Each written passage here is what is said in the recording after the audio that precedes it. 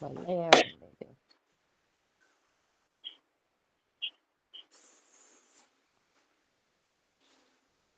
ఓ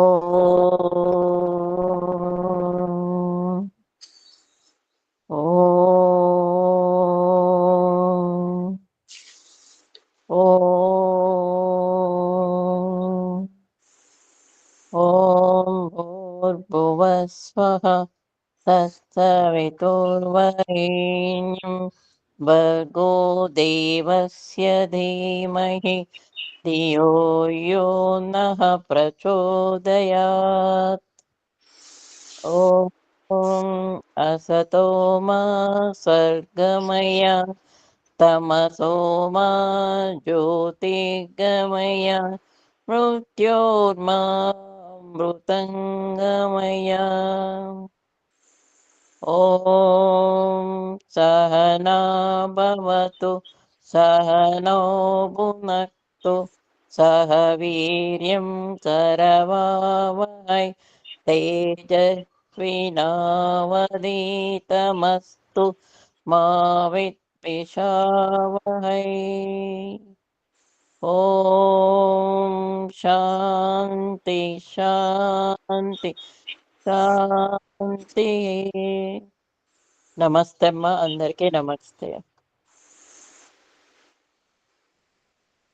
అందరికీ నమస్తే.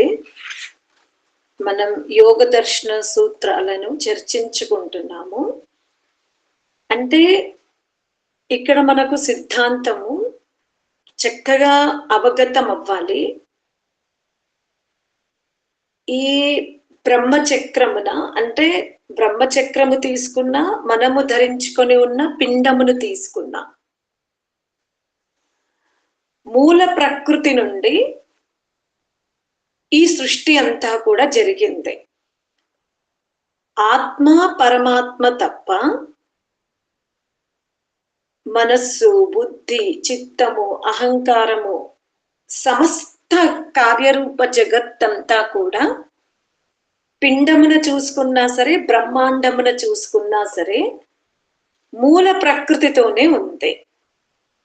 ఆ మూల ప్రకృతి ఏంటో మనకు తెలుసు, సత్వము, రజస్సు, తమస్సు అని. ఇప్పుడు ఈ సత్వము నుండే, రజస్సు నుండే, తమస్సు నుండే పంచభూతాలు ఏర్పడతవి. అంటే పంచభూతాలలో ఏముంది? సత్వము ఉంది, రజస్సు ఉంటది, తమస్సు ఉంటది. అటులనే పంచ తన్మాత్రలు ఉంటవి. అదే సూత్రం ఇక్కడ మనం తెలుసుకోవాలి. విశేష విశేష లింగమాత్రాలింగాని గుణపర్వాణి అంటాడు. సూత్రం ఏంటి? విశేష విశేష లింగమాత్రాలింగాని గుణపర్వాణి. అంటే ఒక సమయంలో ఒకటి విశేషముగా ఉంటది, మరొకటి అవిశేషం అంటే మిగులుబాటుగా ఉంటుంది. సత్వం ప్రధానంగా ఉన్నప్పుడు, సత్వము విశేషంగా ఉన్నప్పుడు, రజస్సు తమస్సు ఎలా ఉంటవి? అవిశేషముగా ఉంటవి. అలాగే రజస్సు విశేషముగా ఉన్నప్పుడు సత్వము తమస్సు అవిశేషముగా ఉంటవి. తమస్సు ప్రధానముగా, తమస్సు విశేషంగా ఉన్నప్పుడు రజస్సు ఇంకా సత్వము అప్రధానం, అవిశేషంగా ఉంటవి. కానీ మొత్తానికి ఈ మూడు గుణాలు ఈ ప్రకృతి మొత్తములో కనబడుతవి. అంటే మన చిత్తం అనే ప్రకృతిలో కూడా మీరు చూడండి. అలాగే పంచ తన్మాత్రలు ఏంటి? రూప తన్మాత్ర, రస తన్మాత్ర, శబ్ద తన్మాత్ర, స్పర్శ తన్మాత్ర, రూపము, రసము, గంధ తన్మాత్ర. ఇప్పుడు గంధమున కూడా సత్వం ఉంటది, రజస్సు తమస్సు ఉంటది. అలా రస తన్మాత్ర తీసుకున్నా సత్వం ఉంటది, రజస్సు తమస్సు ఉంటవి. ఇలా మీరు ఏ తన్మాత్ర తీసుకున్నా ఏమవుతుంది? అక్కడ ఈ మూడు ఉంటవి. సమస్థితిలో ఉండొచ్చు, విషమ స్థితిలో ఉండొచ్చు, హెచ్చు తగ్గుల్లో ఉండొచ్చు. అర్థమవుతుందా? ఈ సత్వ ప్రభావము, రజః ప్రభావము, తమః ప్రభావము రూప తన్మాత్రల్లో, రస తన్మాత్రల్లో, శబ్ద తన్మాత్రల్లో, గంధ తన్మాత్రలో, స్పర్శ తన్మాత్రలో సమముగా ఉండొచ్చు, హెచ్చు తగ్గులతో ఉండొచ్చు, ఏదో ఒకటి అధికముగా ఉండొచ్చు. విషయం అర్థమవుతుందా? సూత్రం చెప్తున్నా. అర్థమవుతుంది. ఇప్పుడు మనము ఏది ప్రధానంగా ఉంటే బాగుండు అనుకుంటున్నాము? ఈ పంచ తన్మాత్రలు కానీ, పంచభూతాలు కానీ, పంచ కర్మేంద్రియాలు కానీ, పంచ జ్ఞానేంద్రియాలు కానీ, మన శరీరమును మనం తీసుకుంటే పంచ తన్మాత్రలు ఉన్నవి, ఇందులో పంచభూతాలు ఉన్నవి, పంచ జ్ఞానేంద్రియాలు ఉన్నవి, పంచ కర్మేంద్రియాలు ఉన్నవి.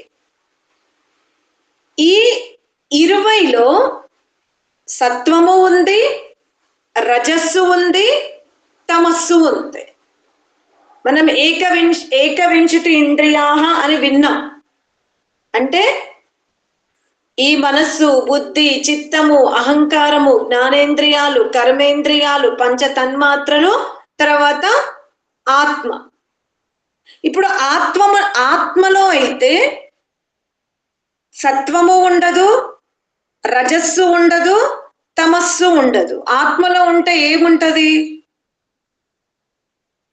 ఆత్మలో 2 స్థితులు ఉంటవి.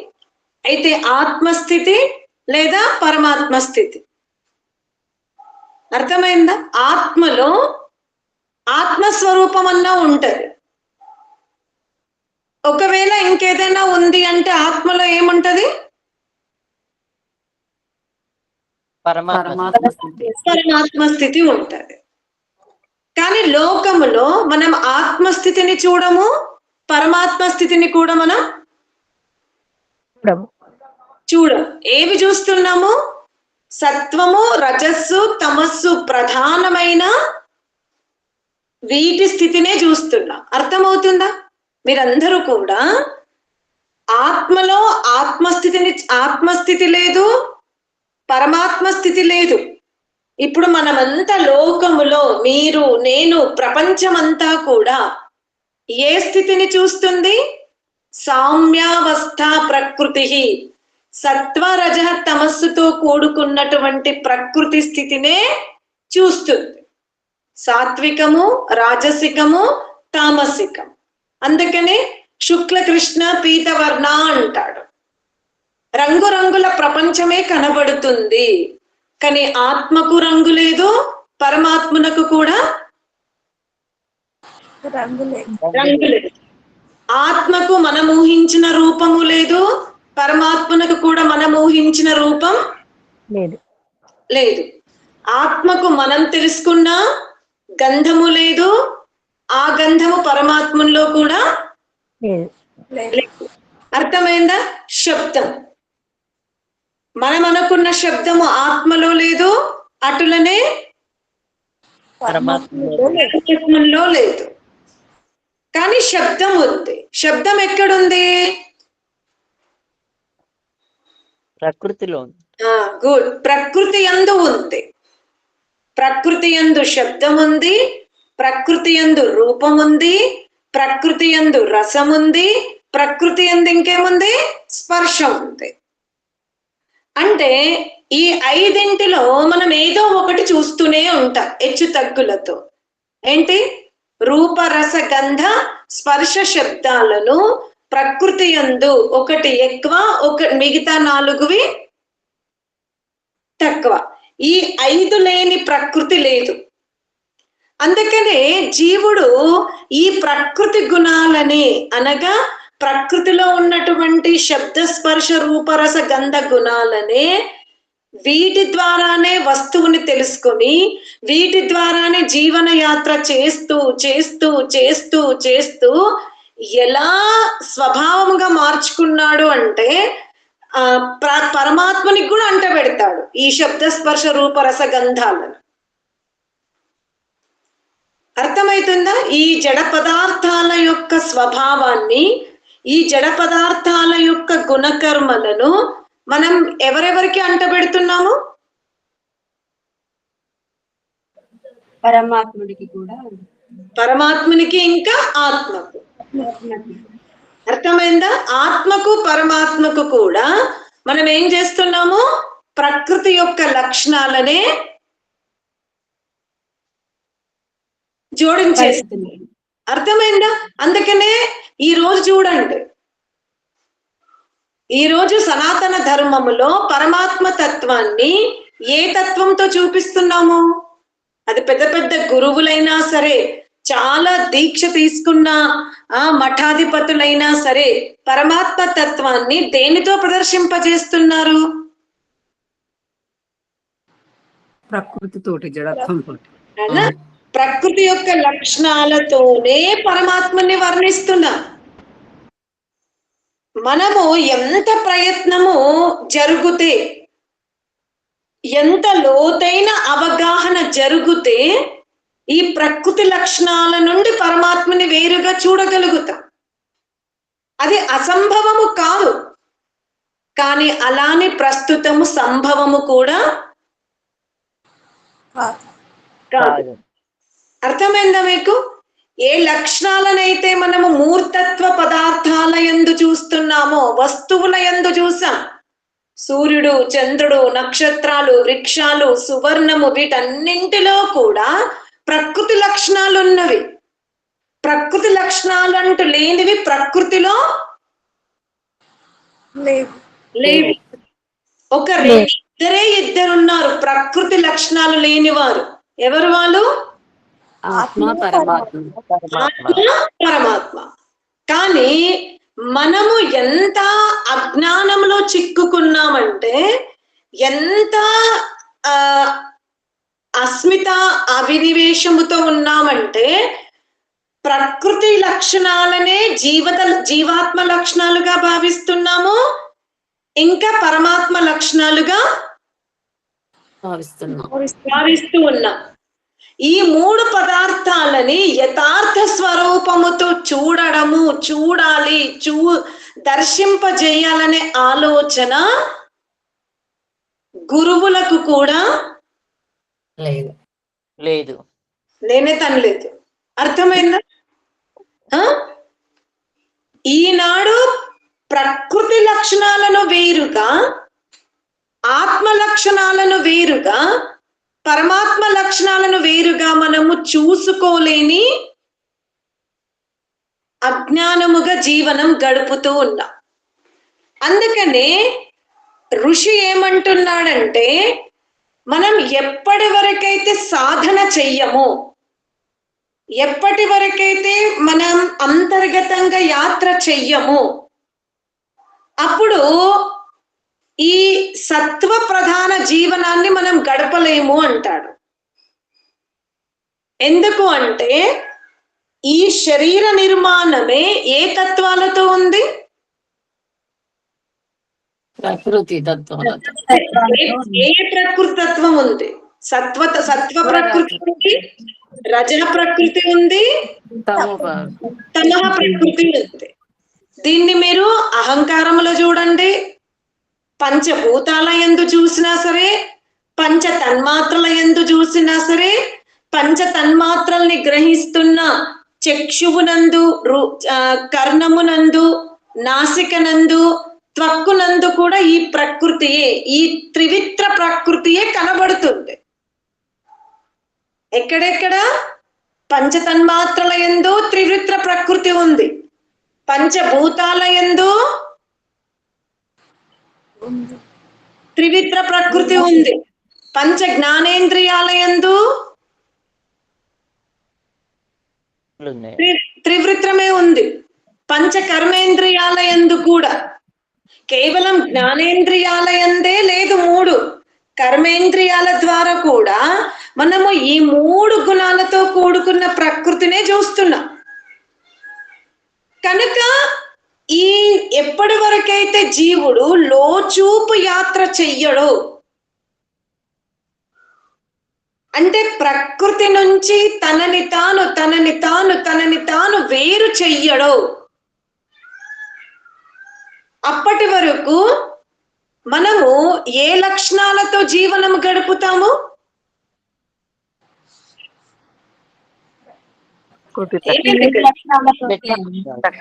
ఈ మూడు గుణాలతో ప్రకృతి ఈ ప్రకృతి లక్షణాలతోనే జీవనం గడుపుతాం.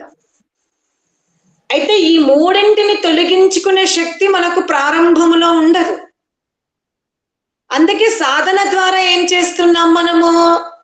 తమస్సుని రజస్సుని తగ్గించుకొని సత్వమును అర్థమైందా మీకు? సాధనలో ఈ నిరంతర సాధన చెయ్యడం వల్ల ఈ మూడు గుణాలలో ఒకటిని పెంచుకుంటున్నాము, మిగతా రెండింటిని తగ్గించుకుంటున్నాం. ఎప్పుడైతే ఈ శక్తి పెరిగిపోతుందో, ఏ శక్తి? ఈ రెండు గుణాలను నియంత్రించుకొని మూడవ గుణాన్ని పెంచుకునే శక్తి మనకు కలుగుతుందో, అంత సామర్థ్యం వచ్చినప్పుడు అప్పుడు మనకి మూడవ గుణాన్ని కూడా తొలగించుకునే శక్తి ఏర్పడుతుంది. అర్థమైందా? ఇది ఎప్పుడైతే సాధన చేస్తాం, లేకపోతే ఈ మూడు లక్షణాలతో ఉన్న ప్రకృతినే మనం ఆస్వాదిస్తున్నాం.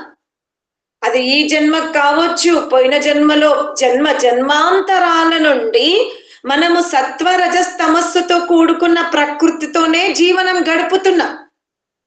ఎంత గడిపేశామంటే చివరికి చేతన స్వరూపుడైన ఆత్మను కూడా ప్రకృతితోనే పోలుస్తున్నాము. ఈ చేతన పదార్థమైన దివ్య శక్తితో ఉన్న పరమాత్మని కూడా ఏ లక్షణాలతో తెలుసుకుంటున్నాము? ప్రకృతి లక్షణాలతో. ఎంత చిక్కిపోయామో చూడండి, అందులో ఎంత ఇరుక్కుపోయామో చూడండి. మన పైన ప్రకృతి యొక్క ప్రభావము ఎంత తీవ్రంగా ఉందో చూడండి. మనమేమనుకుంటాము? నేను కిట్టి పార్టీకి వెళ్ళట్లేదు కాబట్టి నా మీద ప్రకృతి లక్షణాలు లేవు, నేను ఈ ప్లేస్ కి వెళ్ళను, నాకు ఈ ఆభరణాలు ఇష్టం లేదు, నేను ఈ వస్త్రాన్ని ధరించను, నాకు ఈ భౌతిక కోరికలు లేవు, కనుక నాలో ఏ లక్షణాలు లేవనుకుంటాం మనం? ప్రకృతి లక్షణాలు లేవనుకొని చాలా మురిసిపోతూ ఉంటాం. ఎవరితో దేంతో పోల్చుకుంటున్నాం? మళ్ళీ మనం ప్రకృతితోనే పోల్చుకుంటున్నాం. నేనేది కాదు అనేది దేంతో పోల్చుకుంటున్నా?